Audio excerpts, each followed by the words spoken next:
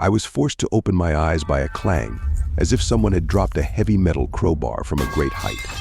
The sound echoed somewhere in the distance, only to echo back to me and make me come to my senses. Opening my eyes, I saw nothing but darkness. Some strange, slightly sweet, rotten odor immediately crept into my nose.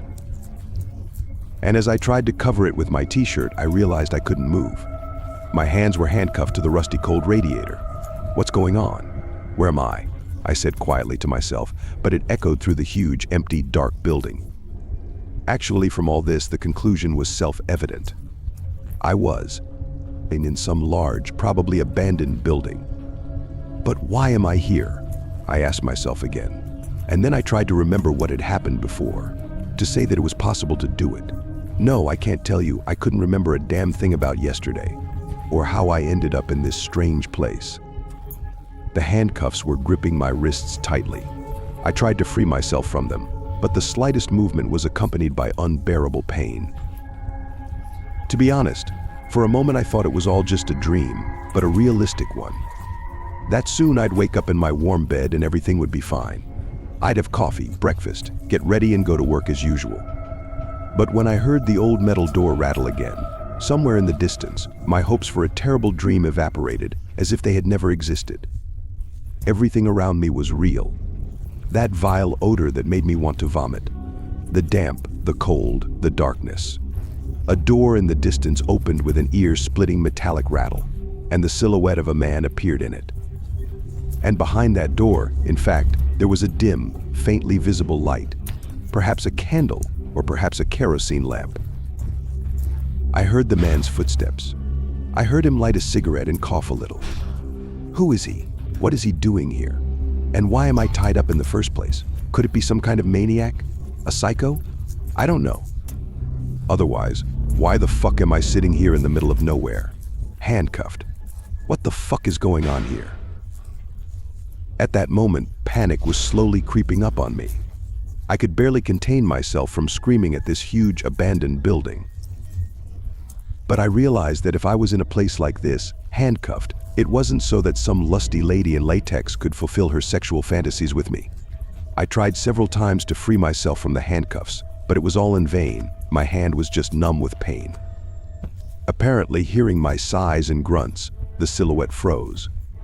In the darkness, I could only see the light of a lit cigarette. It moved, and in an instant stopped. My heart immediately pounded in my chest more than usual.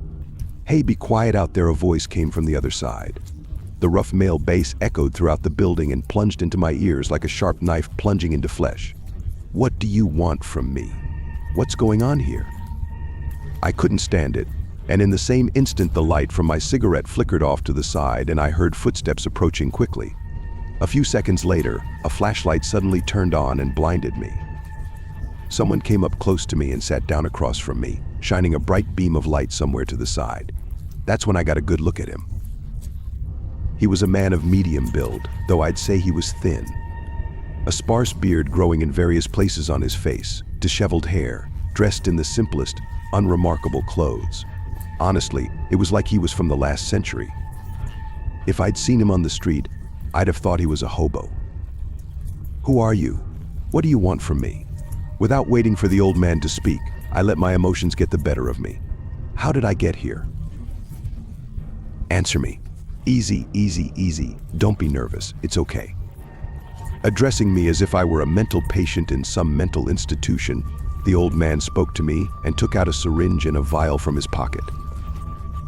Deftly opening it, he drew the contents and exposed the needle. "What are you doing?" "Take it easy," the grandfather said, as if to himself. He squatted down and came even closer to the syringe.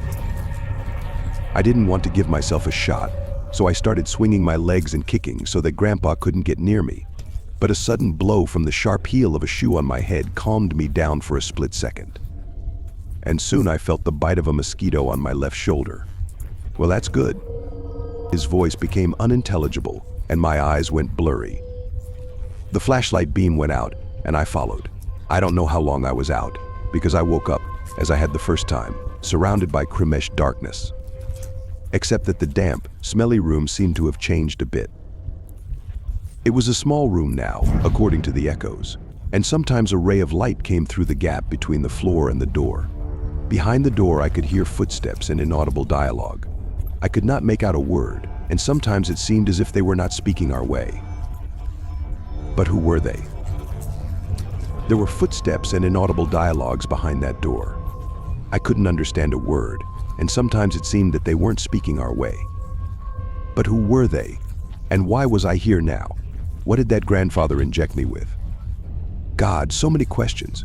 By the way, I was also chained by my arms and legs, only to some old bed spring. Thankfully, the bracelets weren't as tight on my arms as last time. I tried to free myself, but the creaking bed again attracted someone's attention, and the dialogue outside the door was abruptly interrupted.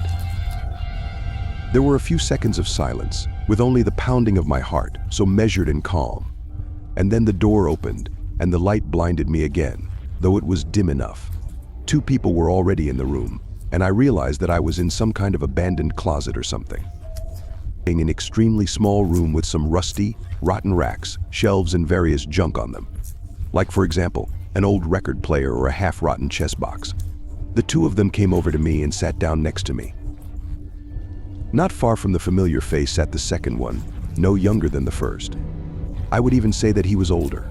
His steps were tentative, and his breathing was confused every now and then, making the old man cough. "Good evening, Alexander," he began politely. "Where is he kind? Who are you? What do you want from me?" Once again I turned on the old record. "Who we are, you don't need to know," retorted that first grandfather. "You'll pardon us for being like this," reflected the first one gruffly. "But you're the perfect candidate for some kind of experiment."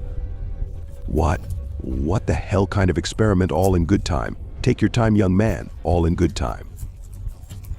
I looked around the room, trying to pick out with my eyes even the slightest clue as to where I was and how I could free myself.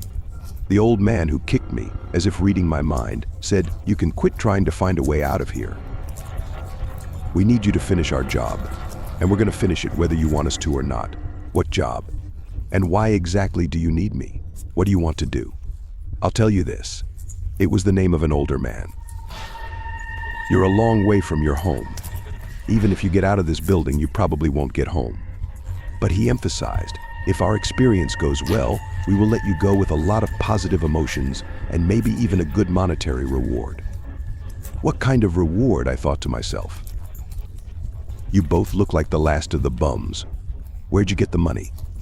So first you handcuffed me, kicked me in the head, and now you're offering me some kind of adventure? We're not. I told you, you don't have a choice." To be honest, when I heard about the money, I was even a little interested. After all, before today's events, my financial situation was extremely dire. Collectors were breaking into my apartment almost every day. I was in debt. I lost a lot of money in cards, which caused me a lot of problems. To date, I was left naked and barefoot. The only thing I had behind me was the old apartment I had inherited from my late grandmother. I had no relatives except for my grandmother, on whose shoulders my mother left me and went off to have fun with her husband abroad. My grandmother died and I was left alone. I wondered why me, didn't I? I'll tell you so you know what to prepare for. And remember, you don't have a choice, Sasha. You've probably forgotten how you got drunk about 3 days ago and fell asleep in the arms of a street dog near your house. At a local eatery called George's. I'm listening to this and I don't understand a damn thing.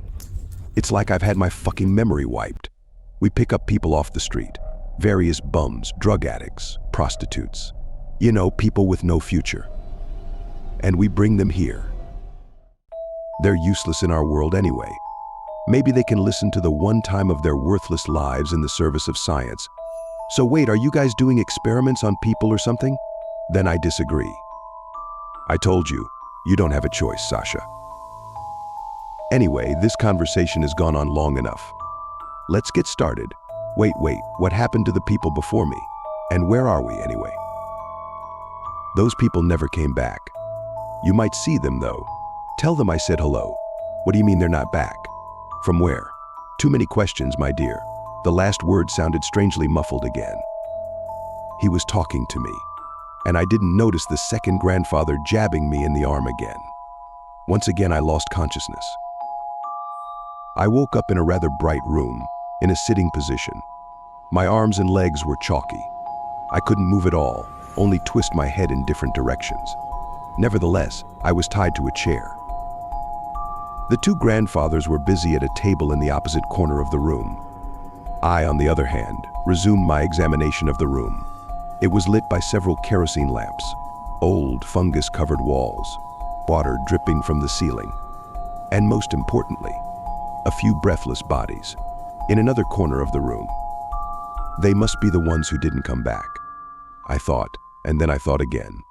Panic took control of me. It wasn't even panic, but rather horror. When I saw these dead poor people, I knew that this was not going to end well. Soon strange things began to happen. The old men pushed some strange apparatus toward me. They put it on my head like a helmet or something. There were wires, toggle switches. I never really got a good look at it. I hope this works out.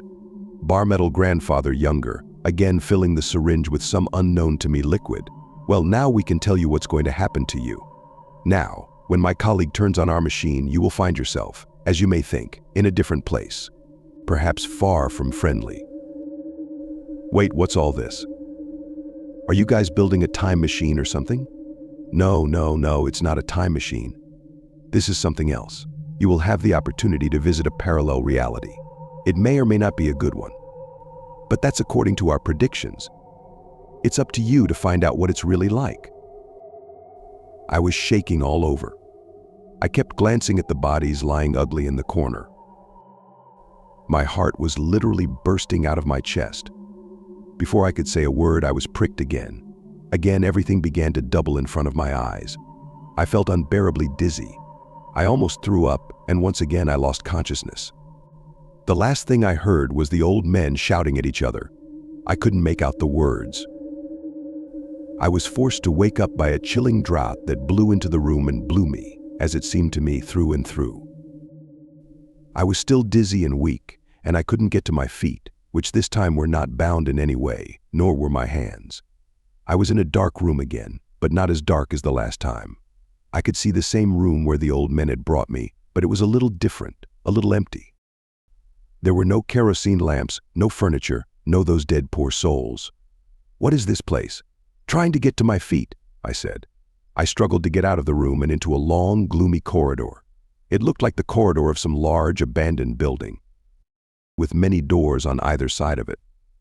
I walked on, small, cautious steps. Sometimes I looked through the open doors. I even went into one of the small rooms. Outside the window was night, dense forest, and nothing else.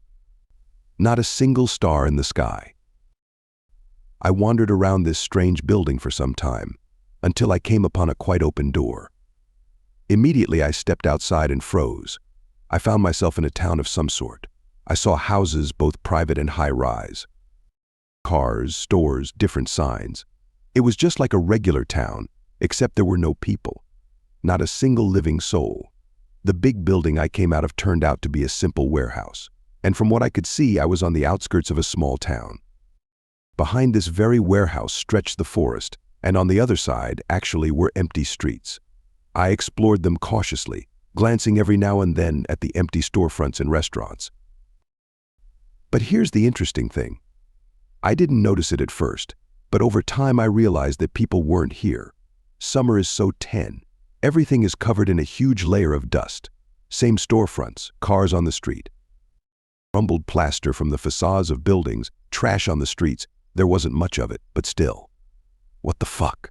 I whispered quietly to myself, and without finding an answer, I followed along, trying to figure out what was going on. What kind of experiment is this? Where am I and how is this possible? What the hell parallel reality is this? I just couldn't get it all into my head. Maybe it's some kind of hoax. I don't think so. Who's kidding me? I'm alone. I'm always alone. For some reason I felt sick to my stomach at that moment. I was just walking along, staring at the time-cracked asphalt, when something caught my eye. I was just coming to some sort of intersection and stumbled off the curb to cast a glance at the nearby street.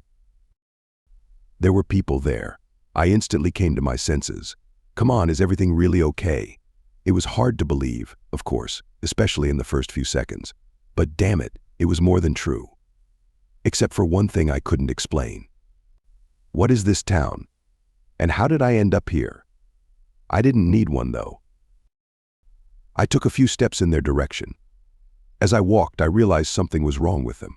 They're just standing there, not moving. I stopped and took a closer look. What was wrong with them? Were they just regular people, or were they? I ventured even closer, and being about 10 meters away, I noticed that these people were not breathing. None of the human statues standing there had their stomachs moving. I took a particularly close look at this moment, and no, I wasn't imagining it. That's when I felt the clammy, cold limbs of fear on my shoulders. My mouth immediately went dry, and my heartbeat quickened. I stepped back, never taking my eyes off them for a second.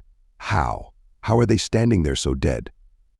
But I didn't have time to think about this nuance, because while stepping back, I didn't notice another curb and fell to the ground with a crash. I also pulled the trash can standing 2 steps away. So I got up, and they were standing right next to me. Not all of them, but they're standing there, almost right next to me. Some of them were standing straight, others were frozen in a pose, as if they were about to run or jump. I froze. To tell you the truth, I thought I'd gone cuckoo. I guess I did, but I guess I didn't.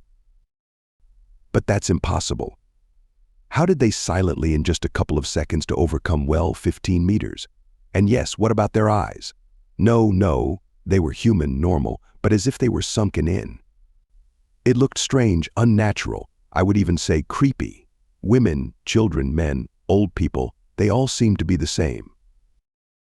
I hurriedly stepped back, not taking my eyes off them. They stood still, but again, until the first time I had to take my eyes off the creepy silhouettes.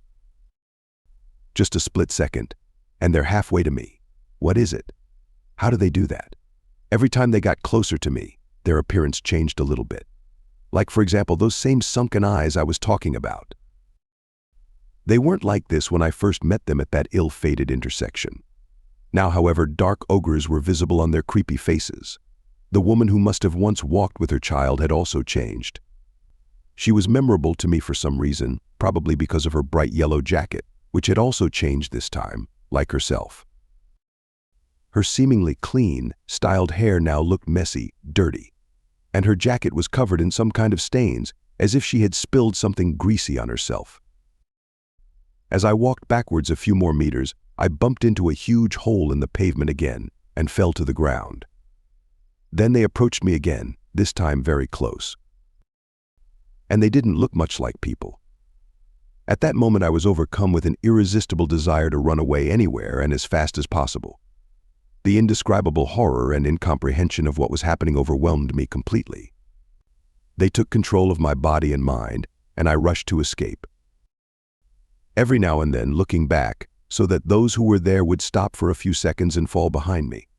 Endless streets, roads, alleys flowed before my eyes, and human statues, now and then, in different poses, moved behind me. And when I ran into some building, hoping to hide from them, my pursuers looked less like people. They looked more like half-decomposed corpses, their skulls exposed beneath a blurred, pink, disgusting substance that only a few minutes ago had been a normal human face. I ran into some huge building. Judging by the large locker room lobby and the long hallway with various aged posters, it had once been a school. The linoleum was shabby wherever it could be, dust and debris everywhere, paint on the walls was peeling and fungus on the ceilings. The building was long abandoned, but it didn't matter to me at that moment. I climbed up the stairs and locked myself in one of the offices, but the door was still intact. Gulping for air, I ran to the broken windows and looked out. The sight of it almost knocked me unconscious. Outside the window, I didn't see what I'd run past on the way here. It was different. Different buildings, different road. This was the same side, though. It was down below me that the entrance to the school was located. No, I'm definitely going crazy. It just can't be. It's unreal. It's not normal.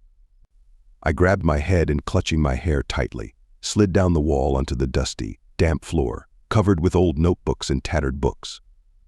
Tears involuntarily ran down my cheeks, and only then I paid attention to the oppressive silence around me. No breeze, no draft, no voices from the street. There was none of that. The silence pressed down on me like a giant press. I wanted, like a little girl, to hide in a corner somewhere, to fall asleep and wake up at home, only to find that it was all just a nightmare. But it didn't. I just sat there on the floor. I don't know how much time passed. Nothing changed outside the window. It was still pitch black, and it was still pitch black. It was only good that my eyes had already gotten used to it, and I could see something in it. I didn't think then, I didn't ask myself stupid questions, and there were no answers. I just sat there, wiped away the occasional tear, and thought about how to get out of this strange city. After a few hours, the silence was broken by rustling. Somewhere in the hallway, it sounded like someone was walking without lifting their feet. I got up quietly again and peered out the window, barely poking my head out. There was no one outside. No human statues were there. But what were those sounds I heard coming from the hallway? There was definitely someone there. Someone I didn't want to meet. Oh, I didn't want to. I shook again, and as quietly as I could, I pressed myself against the door and listened to what was going on in there. The shuffling footsteps grew farther away, and I let myself open the door. All I saw at the end of the hallway was a distant grayish silhouette. I wanted to give in to my instincts again, but no. This time my brain worked, and I knew I was safe, at least for now. The footsteps faded away, and I went into the back of the classroom, locked the door tight, and waited for dawn. I didn't want to be outside after what I'd seen and experienced. Several more times I heard strange noises, both from the street and from the corridor. Each time I looked out the window, startled. It didn't even smell like dawn. But the human statues had reappeared at the entrance to the school, and their creepy, sunken eyes stared in my direction.